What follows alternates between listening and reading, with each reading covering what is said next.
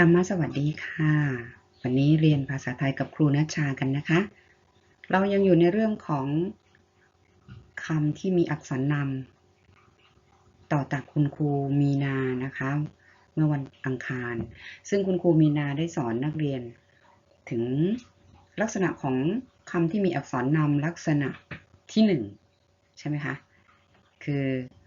คำที่มีอักษรนำที่อ่านออกเสียงพยางค์เดียว1พยางค์นะคะวันนี้คุณณชาจะมาต่อคำที่มีอักษรนำที่อ่านออกเสียง2พยางค์กันนะคะต่อไปจุดประสงค์นะคะเมื่อเราเรียนแล้วเราจะต้องรู้อะไรบ้างนะคะนักเรียนต้องให้รู้เหมือนกับจุดประสงค์นะจุดประสงค์ก็คือความต้องการนะคะว่าจบแล้วนักเรียนป .2 เนี่ยต้องรู้อะไรบ้างนะคะข้อ1ต้องบอกลักษณะของอักษรนามได้นะคะ2จำแนกคำที่เป็นอักษรนำในแต่ละประเภทได้3อ่านคำที่มีอักษรนำได้ถูกต้อง4เขียนคำที่มีอักษรนำได้ถูกต้องอ่านได้ถูกต้องเขียนได้ถูกต้องนะคะแล้วก็5เห็นความสำคัญของการอ่านและเขียนสะกดคำได้ถูกต้องนะคะต่อไปเรามาทายคำถามกันดีกว่านะคะคำถามปริศนาคำถามปริศนาคำทายมีอยู่ว่าอะไรเอ่ยใกล้ก็ไม่ใกล้ไกลก็ไม่ไกลเห็นรำไรวอบวอบแวมแวมอะไรคะตอบได้ไหมใกล้ก็ไม่ใกล้ไกลก็ไม่ไกลมองเห็นแต่มองเห็นไม่ชัดเจนมองเห็นวอบวอบแวบแวบด้วยสายตาของเราเห็นตลอดเวลานะมองเห็นตลอดเวลาเพราะมันอยู่ติดกับตัวเรานักเรียนคิดว่าอะไรคะถ้าตอบไม่ได้ก็คือแมวอะไรเอ่ยชมพู่ใช่ไหมผลไม้ใช่หรือเปล่าผลไม้เรามองไม่เห็นหรอกนักเรียนดูดีๆรูปร่างคล้ายชมพู่อยู่ที่เป็นอวัยวะส่วนหนึ่งของเราอยู่กับเราตลอดเวลาโอ้ตอบถูกแล้วเสียงแว่วๆตอบถูกแล้วมันก็คือจอมออูกอจมูกนั่นเองนะคะจมูกจมูกแต่เราจะไม่อ่านจะนิ้นหนักมากเราอ่านจมูกนะคะออกกึ่งเสียงอัดนะคะจมูกปริศนาคำทายต่อไปอะไรเอ่ยที่ชุมนุมเพื่อซื้อขายของต่างๆอยากซื้ออะไรไปที่นี่อะไรคะง่ายๆนั่นเองก็คือเราไปซื้อของซื้ออาหารซื้อสิ่งของต่างๆที่ตลาดนั่นเองนะคะตลอาดอตลาดนะคะตลอาดอตลาดปริศนาคำทายต่อไปอะไรเอ่ยยิ่งตัดยิ่งยาวอะไรมันแปลกจังยิ่งตัดมันก็ต้องยิ่งสั้นสิมันจะยิ่งตัดยิ่งยาวได้อย่างไรมันคืออะไรคะเป็นคำที่มีอักษรนำนะคะมันก็คือถนนนั่นเองนะคะเวลาเขาสร้างถนนเขาจะบางทีเขาก็จะใช้คำว่าตัดถนนนะคะไปตัดถนนไปสร้างถนนตัดก็คือการสร้างถนนนั่นเองนะคะเพราะนั้นยิ่งตัดบ่อยก็ต้องถนนก็ต้องยิ่งเยอะยิ่งยาวใช่ไหมคะถอนอโอนอถนนถอนอโอนอถนนสระโอไม่มีมองไม่เห็นนะคะเพราะว่าลดรูปนะคะถ้ามีสระโอเมื่อมีตัวสะกดปั๊บต้องลดรูปทันทีนะคะมีอีกไหมปริศนาคำทายยังมีอีกอะไรเอ่ยเป็นที่โล่งลานกว้างเด็กๆชอบวิ่งเล่นอะไรคะพวกเราไปเล่นไปวิ่งเล่นที่อะไรคะที่โล่งๆมีต้นหญ้าเต็มไปหมดเลย ได้ยินแว่วๆว่าสนามสนามนั่นเองนะคะที่เราชอบวิ่งเล่นกันกว้างขวางไม่ต้องชนอะไรนะคะสนอามสนามสนอามสนามนะคะจะอ่านออกสระอะไม่เต็มเสียงนะครับเราจะไม่อ่านว่าสนามเราจะไม่อ่านเต็มแต่เราจะอ่านสนามเราจะมาเต็มเสียงอยู่ที่ตัวข้างหลังนะครับมีพยัญชนะต้นคือสอกับนอนะคะสระเดียวกันมีลักษณะคล้ายๆกับคำอะไรเนาะที่เราเรียนกันมาสัปดาห์ที่แล้วนะมันแยกกันยังไงเนี่ยปริศนาคำทายต่อไปก็คืออะไรเอ่ยชื่อปลาน้ำเค็มปากคมเป็นปลาที่ดุร้ายกินคนและสัตว์พืชก็กินบางชนิดนะกินคนก็กินแต่ส่วนใหญ่แล้วมันจะดุร้ายอะไรคะปลาอะไรเอ่ยปลาน้ำเค็มโอ้บางคนตอบได้แล้วชาปลาชอลออามอฉลามชอลออามอฉลามนะคะเวลาอ่านให้ถูกต้องอ่านว่าฉลามเราจะไม่อ่านว่าปลาฉลามเราจะไม่อ่านแบบนี้จะไม่เต็มเสียงฉะนะคะออกกึ่งเสียงฉลามนะคะมีอีกไหมที่เราเรียนไปแล้วก็มีคำว่าอะไรบ้างคะสนามฉลามจมูกตลาดและคำว่าถนนค่ะคำนี้ถนนนะคะนักเรียนสังเกตดูนะคะสนามสนามสนอามสนามมีพยัญชนะต้น2ตัวคือสกับนนะคะสอักษรสูงนอักษรต่ำนะคะฉลามฉลามฉอกับลอลิงฉออักษรสูงลออักษรต่ำนะคะจมูกจมูกจอกับมอจออักษรกลางมออักษรต่ำนะคะตลาดตลาดตออักษรกลางลออักษรต่ำแล้วก็ตรงนี้ถนนนะคะถอกับนอถออักษรสูงนออักษรต่ำนักเรียนจะสังเกตเห็นว่ามีอยู่แค่2ประเภทนี้เองคืออักษรสูงแล้วก็อักษรกลางนะคะนั่นคือลักษณะคำที่มีอักษรนำลักษณะประเภทที่2ที่เราออกเสียง2พยางค์นะคะคำที่มีอักษรนำประเภทแรกที่เราเรียนไปแล้วก็คือออกเสียงพยางค์เดียวที่คุณครูมีนาสอนไปแล้วนะคะซึ่งมีอยู่2กลุ่มคือคำที่มีหอนำนะคะหอนำแต่อ่านแค่ออกเสียงแค่ตัวที่มันนำแต่ออกเสียงเหมือนกับหอนำนะคะแล้วก็อนำซึ่งมีอยู่แค่4คำนะคะซึ่งนักเรียนทำไปแล้วอย่างเช่นแหวนหนอนหญ้าอะไรพวกนี้นะคะนั่นคือออกเสียงพยางค์เดียวนะคะส่วนตัวที่มีคำที่มีอนำก็ออกเสียงแค่มีอยู่แค่4คำจำง่ายก็คืออย่าอยู่อย่างอยากใช่ไหมคะนักเรียนทีนี้วันนี้เราจะมาดูคำที่ออกเสียง2พยางค์นะคะออกเสียง2พยางค์คือ2ครั้งนะคะเราริมฝีปากเราจะขยับ2ครั้งไม่ครั้งเดียวเหมือนกับที่คุณครูมีนาสอนนะคะซึ่งก็มี2กลุ่มเหมือนกันนะคะแบ่งออกเป็น2กลุ่มคือกลุ่มที่1คือเป็นคำที่มีอักษรสูงนำอักษรต่ำนะคะกลุ่มที่1นะคะแล้วกลุ่มที่2คือคำที่มีอักษรกลางนำอักษรต่ำอักษรสูงนำอักษรต่ำก็อย่างเช่นที่เราทายปริศนาคำทายไปถนนใช่ไหมคะสนามถอถุงสอเสือนะเป็นอักษรสูงนะคะส่วนคำที่มีอักษรกลางก็อย่างเช่นจมูกนะคะจอจานเป็นอักษรกลางนะคะแล้วก็ตลาดตอเต่าเป็นอักษรกลางนะคะนำอักษรต่ำเดี่ยวเท่านั้นนะคะอักษรต่ำคู่ก็ไม่ได้นะคะอักษรต่ำเดี่ยวแล้วก็ไม่ได้เอามาทุกไม่ได้มีทุกตัวอักษรต่ำเดี่ยวเรามีทั้งหมด10ตัวใช่ไหมคะแต่เราจะนำมาแค่8ตัวที่ว่านี้นักเรียนก็ต้องจำให้ได้นะคะมีอะไรบ้างนะคะเรามาดูนะคะอักษรนำคำที่มีพยัญชนะต้น2ตัวเรียงกันหอหีบนำพยัญชนะต่ำเดี่ยว8ตัวอันนี้คือสรุปของที่คุณครูมีนาสอนนะครับประเภทที่1อักษรนำคือหอหีบนำมีตัวอะไรบ้างคะยอผู้หญิงยอยักษ์วอแหวนรอเรือ นอหนูมอม้างองูลอลิง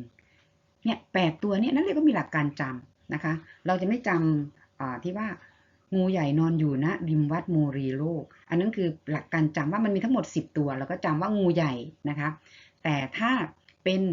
จำเพื่อที่จะในเรื่องของอักษรนามจะมีแค่8ตัวมีคำว่าอะไรมีตัวอะไรบ้างมาดูนะคะหญิงยอผู้หญิงใช่ไหมคะหญิงหยิบยอยักษ์วอแหวนหญิงหยิบแหวนหรูหนีนอหนูหมีเหงื่ององูนะคะสุดท้ายลอลิงเหงื่ออะไรคะเหงื่อไหลนี่หลักการจำถ้าเราจะนำตัวอักษรที่มาใช้กับอักษรนำนะมีอยู่แค่8ตัวอักษรเดี่ยวนะคะใช้ได้อยู่8ตัวคือหญิงหยิบแหวนหรูหนีหมีเหงื่อไหลนี่คือเทคนิคในการจำอักษรต่ำเดี่ยวที่นำมาใช้ในเรื่องของคำที่มีอักษรนำนะคะอันนี้ใช้ได้ทั้งหมดเลยนะคะจะมีแค่8ตัวนี้นะคะอนำยออันนี้คุณสรุปที่คุณครูมีนาสอนนะคะมีอยู่4คำคือยาอยู่ยางอย่า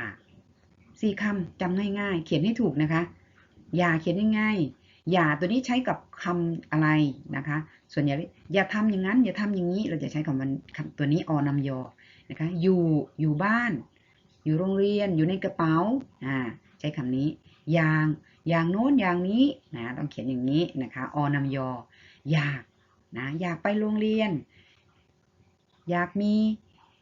เงินเยอะๆก็คำอยากคือใช้คำนี้นะคะ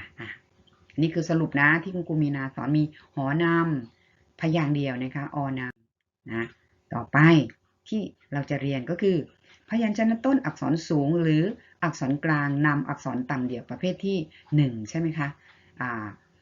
ที่ออกเสียง2พยางค์ประเภทที่1คืออักษรสูงนำอักษรต่ำอักษรสูงหรืออักษรกลางนำอักษรต่ำจะออกเสียง2พยางค์นะคะอักษรกลางมีอะไรบ้างเราจำได้อยู่แล้วนะคะไก่จิกเด็กตายบนปากโอ่งนะคะอักษรสูงก็มีอะไรบ้างผีฝากถุงข้าวสารให้ฉันศึกษาฐานขวดนี่อักษรสูงนะคะเราจำได้แล้วอักษรต่ำก็มีต่ำคู่ต่ำเดี่ยวแต่เรานำมาใช้ในเรื่องของอักษรนำเนี่ยแค่ต่ำเดี่ยว8ตัวเท่านั้นเองคืออะไรนะคะหญิงหยิบแหวนหรูหนีหมีเหงื่อไหลนั่นเองนะคะนำด้วยอักษรต่ำเดียวนะหญิงหยิบแหวนหนีหมีเหงื่อไหลบางตัวนะคะแต่อันนี้คือเขายกมาหมดทั้ง10ตัวนะคะเพราะนั้นเราต้องจำให้ได้นะคะมีตัวอะไรบ้างที่ไม่มีนอเนนกับรอจุฬานะคะไม่นำมาใช้ในเรื่องของอักษรนำค่ะไม่มี2ตัวนี้นะคะนอเนนกับรอจุฬานะคะพยัญชนะต้นอักษรสูงหรืออักษรกลางนำอักษรต่ำเดียวอ่านออกเสียงกี่พยางค์คะ2พยางค์นะคะแล้วก็พยางค์แรกออกเสียง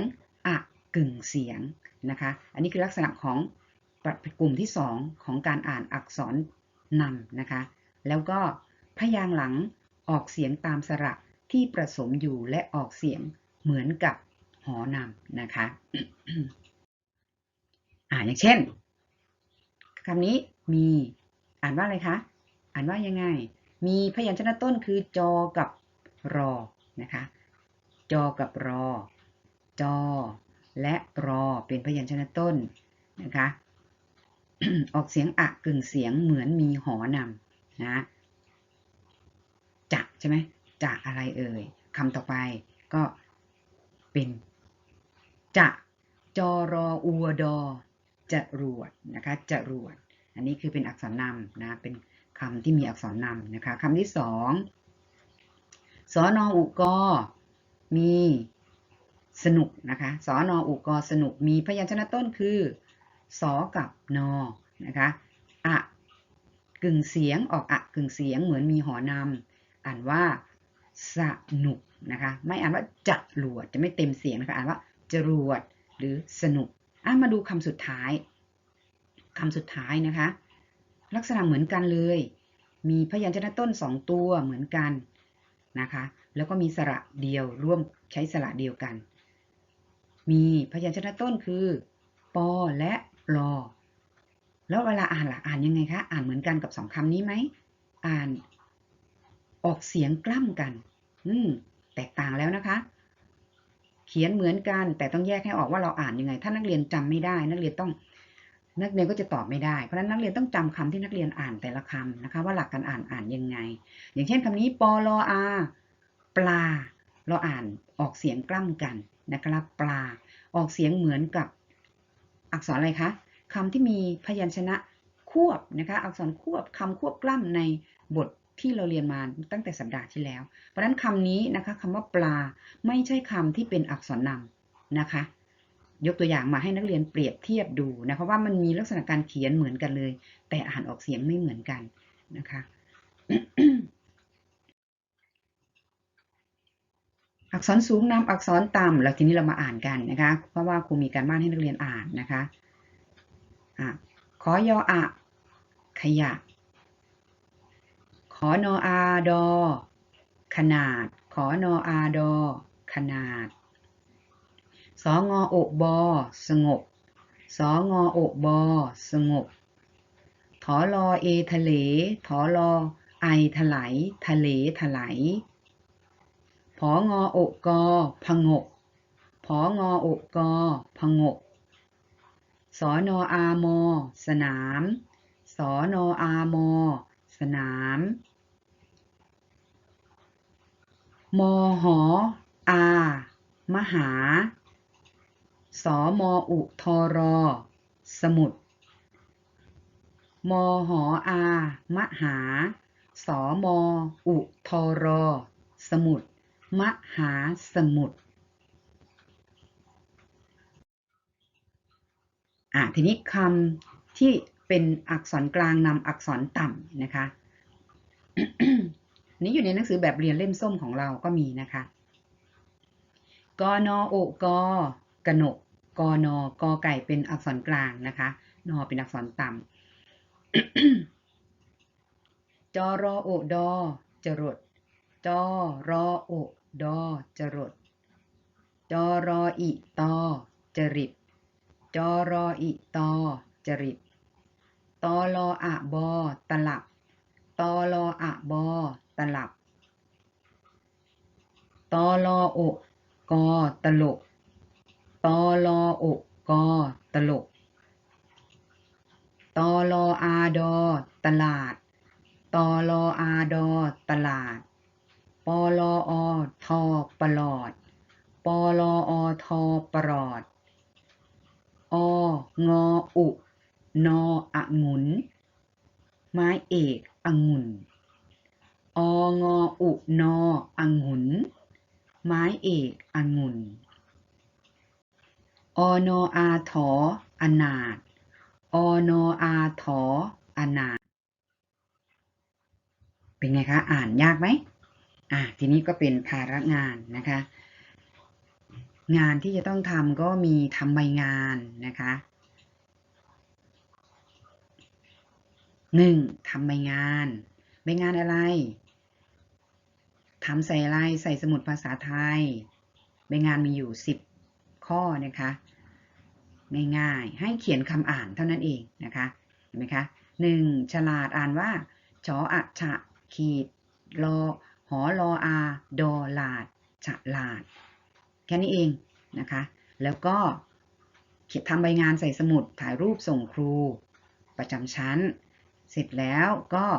อ่านหนังสือนะคะอ่านหนังสือหลักภาษาหน้า102ถึงหน้า106นะคะอ่านหนังสือเนี่ยก็ไม่อ่านเฉยๆต้องมีหลักฐานด้วยทำไงคะอ่านหนังสือเล่มส้มนะคะถ่ายรูปนักเรียนอ่านหนังสือนะคะเสร็จแล้วส่งครูประจำชั้นสรุป